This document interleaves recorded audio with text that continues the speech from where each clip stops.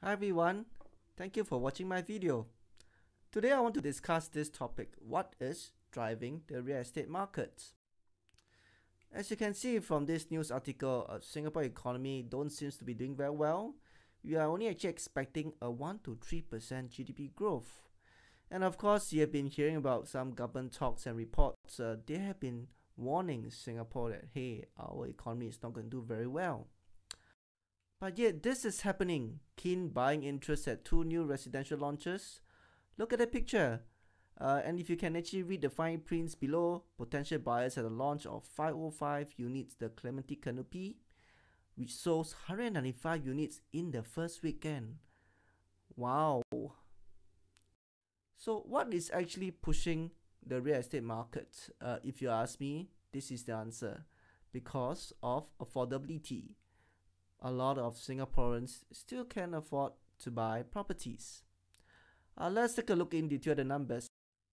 In the first place, how do we actually define affordability? It's actually a factor of income, and income determine how much you can borrow. And in Singapore cases, we are talking about most of us actually use 30 to 40% of our household income for mortgages. So let me just work through the math. So assuming a household income of 10,000, that means husband 6,000, maybe the wife 4,000. So total household income of 10,000, and that includes CPF. If you actually can borrow for 30 years and you're willing to use 30% to service mortgage, this is how the maths work out. Okay, so the amount for mortgage servicing is actually 3,000. Okay, the bank will actually use a 3.5% interest rate to determine how much you can borrow. So if you actually go and do some maths, you work backwards. If you have 10,000, you borrow for 30 years, you use 30%, the bank actually tell you that, hey, you can actually borrow up to about 720,000.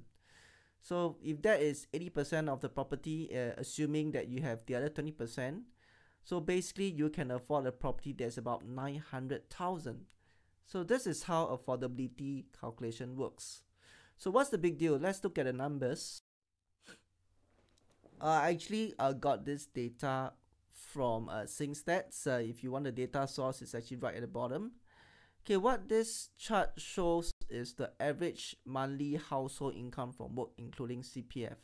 Okay, sorted in terms of dectile. Okay, so how do you actually see here? If you actually look at the last row, okay, what it says here is this: our top 10 percent richest household in Singapore, their monthly household income is 30,175. Okay, and the next 10% richest Singaporeans household, okay, monthly household income is 18,972.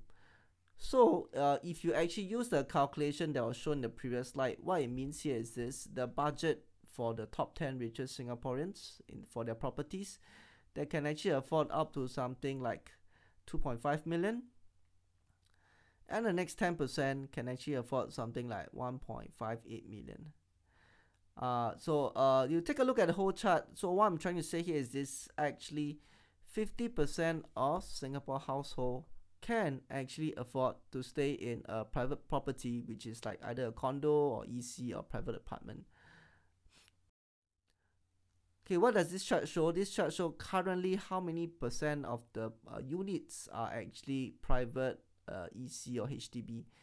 So again, you can see here, we have 72% of the people staying in HDB and 28% of the people staying either in privates, private properties or EC. So what I'm trying to say here is this: we have only about 28% people currently staying in private or EC, and yet we have 50% of people can actually afford to stay in private properties. So this is what I mean by actually the properties, the private properties in particular, are actually affordable. We have 22% of the people can afford, and of course, as you know, as Singaporeans, we always aspire to stay in EC or condos, and this is what actually is driving the demand. Okay, from another angle, same thing, this data from SingStats, what this chart shows is this: it shows your average household income based on the type of flats or type of flats you're staying.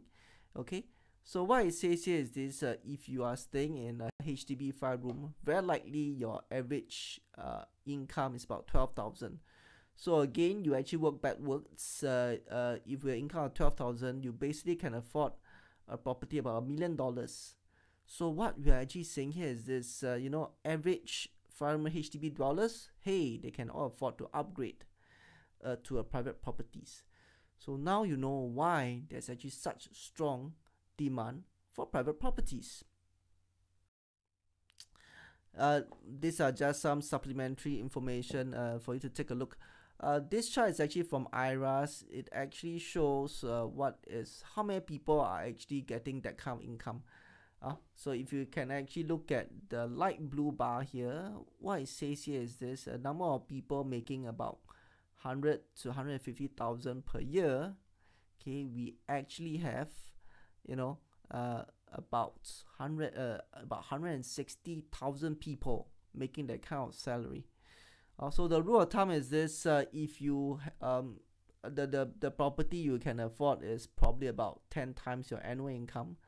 So what it means here is this: this group of people, okay, those earning about 100 to 150,000, they could actually basically afford a condo that's about 1 million to 1.5 million. And of course, you can see here the trend has been actually increasing. Okay, so actually for all the salary income group, the higher salary income group is actually increasing. And of course, as you can see from here, for the whichever group they're talking about is actually on a growing trend. So some trivial for we actually have about 4,000 plus people in YA Year of Assessment 2015 making more than $1 million a year. Wow, I wish I'm one of them there. Okay, so that's it for the info for what I want to share today. So if you think what information I share is interesting, do subscribe to my YouTube channel, and you'll get my latest video once it's out there. So I hope to see you again soon. Thank you and bye.